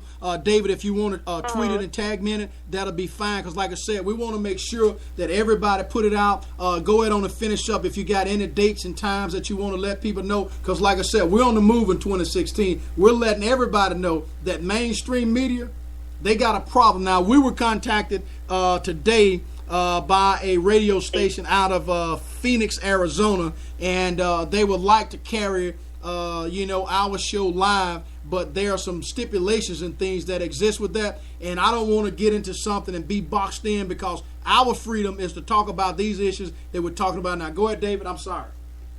And no, I mean, that's very important. We have to be able to be our own voice, and that's one of the reasons why I decided to stop being so shy and actually come here and talk to you, and talk on YouTube. Right. Is the fact that the mainstream media and these corporations are stifling our talk. They're not allowing us to speak. Yes. And we have to be out there. We have to, I highly commend a show like yours.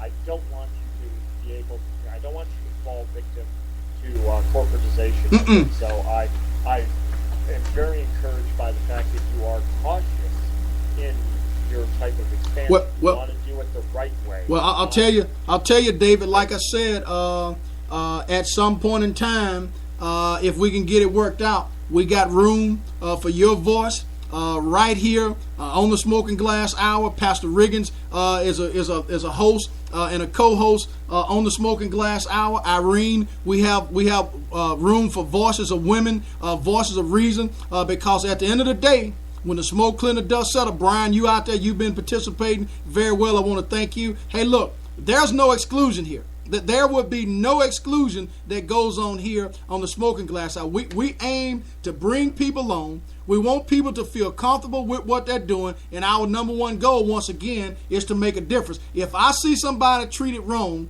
I wouldn't care if they're purple.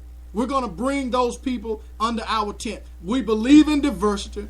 We believe in people talking and having a voice, and we believe in making a difference. And that's what we're going to continue to do. David, if you don't mind, post your website on the side, administrative assistant. She's out there working right now. And I need to make sure everybody know that all of these services that's involved with the Smoking Glass Hour, they are brought to you specifically by Administrative Services Direct. They do everything that's involved in this radio show, our social media advertising, everything that's going on with them. So if you need any assistance with web pages, web design, Administrative Services Direct, they're the ones to contact. Full honesty and commitment to whatever it is that we need to have done. We're looking at about 9:55. What we're going to do is go it on. I'll give the final commentary and thank everybody that's out there, the callers that's out there holding on the line, we want to thank you. Thank you for calling in. And you can always call in at 773-897-6398. You can check us out at www.thesmokingglasshour.com. You can check us out on Twitter at Baron Glass Hour or at The Smoking Glass or at Mr. VIP 318. You can check us out on Tumblr, Instagram, Twitter, Facebook, Facebook mentions, Google Plus, WordPress, everywhere. Even tune in, iTunes. You can go and listen to any of the broadcasts and things that are out there. Our goal is not about me, this voice.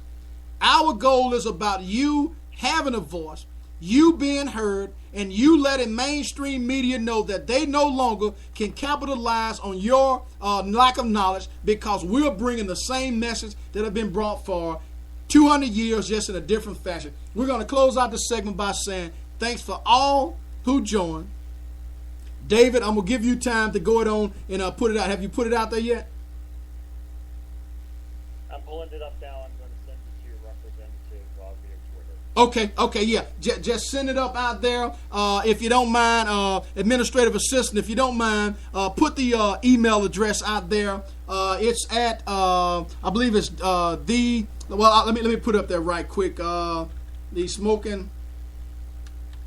Smoking Glass Hour at Gmail. There you go, right there. She's got it up. The Smoking Glass Hour at gmail.com.